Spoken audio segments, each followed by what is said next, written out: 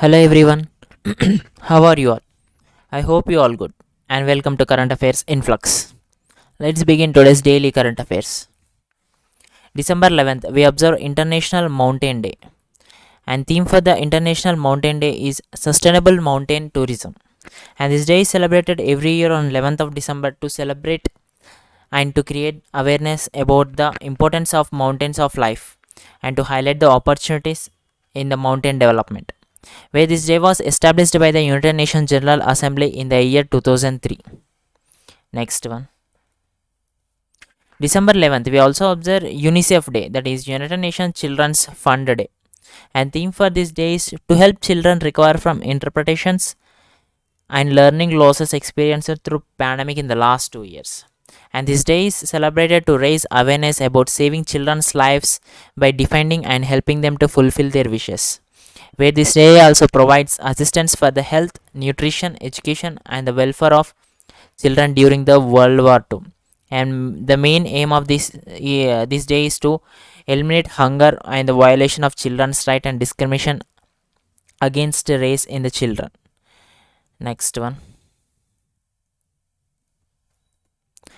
Catherine Russell appointed as the new chief of UNICEF. Catherine Russell, who is an assistant to the U.S. President Joe Biden, has now has now appointed as the new chief of as a new executive director of the UNICEF, that is United Nations Children's Fund, and this has been announced by the United Nations Secretary General Antonio Guterres. And she is the eighth executive director and the fourth woman to lead the strong agency in its 75-year history, where Russell will succeed Henrietta Fore, who was resigned in the month of July, where the headquarters of UNICEF is at New York, which is founded in the year 1946. Next one. Haiderpur wetland in Uttar Pradesh recognized as Ramsar site. The Haiderpur wetland, which is at 10 kilometers from the Bijner in the western Uttar Pradesh, has now been recognized as the Ramsar site.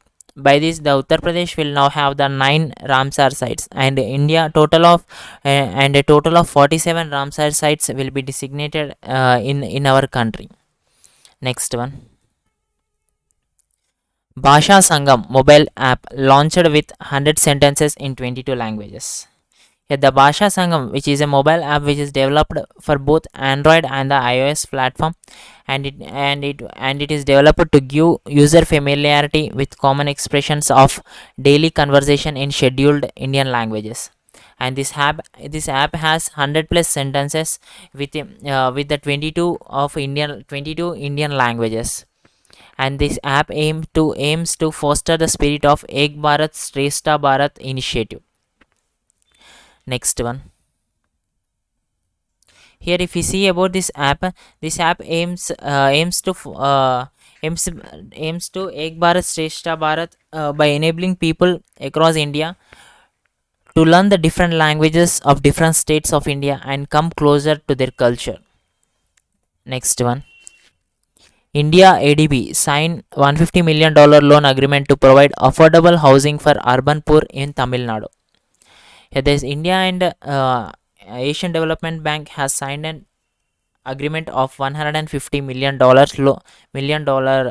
US dollar loan to provide an affordable housing for urban poor people in Tamil Nadu. And this loan is also for the development priorities and the policies on urban sector, which particularly based on the program called Pradhan Mantri Awas Yojana Housing for All. And where this Pradhan Mantri Awas Yojana, that is PMAY, is an initiative by the initiative in which affordable housing will be provided to the urban poor with a target of 2 crore affordable houses by the end of March 2022. Next one. Here, if you see about the Asian Development Bank, the head of the ADB is Masatsugu Asakawa, and it is headquartered at Manila, Philippines. Next one. Here, the Maharashtra has retained the top position in the 9th edition of India Skills Report 2022, that is ISR Report 2022. and here the Maharashtra retained the top position, whereas the Uttar Pradesh and Kerala are the second and acquired the second and the third positions. And this India Skills report is released by the Wheelbox, and theme for this report is rebuilding and re-engineering the future of work. Next one.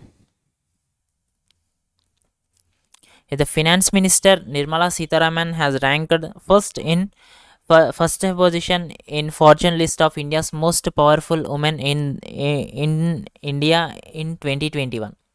The Nirmala Sitharaman, who is a finance minister and the Ministry of Corporate Affairs, has ranked first in this list.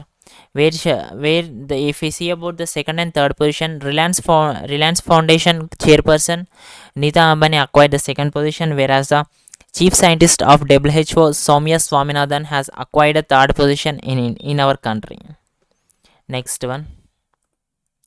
India's Harnaz Sandhu crowned 70th Miss Universe 2021. Here the Harnaz Sandhu is a actor and a model who made history as she was crowned Miss Universe 2021 by beating contestants from 80 countries. And this title has been won by India after 21 years.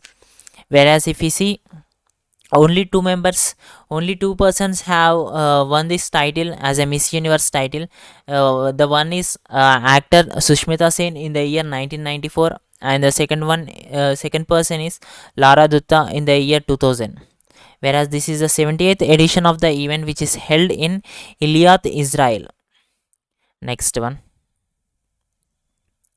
India won 41 medals at the 4th Asian Youth Para Games 2021, which is held at Rifa City in Bahrain, where India claimed 41 medals, in which 12 gold, 15 silver, and the 14 bronze medals, which are won in the 4th Asian Youth Para Games 2021, and this games is held at Rifa City in Bahrain. Whereas this event is organized by the National Paralympic Committee of Bahrain, and around 700 athletes from the 30 countries has participated in this event. And this is the fourth edition of this Asia Youth Para Games, which is held in Bahrain. Whereas the fifth edition of this Asia Youth Para Games will be hosted by Tashkent in Uzbekistan, and it is going to be held in the year 2025. Next one. Thank you everyone. Stay safe and stay strong.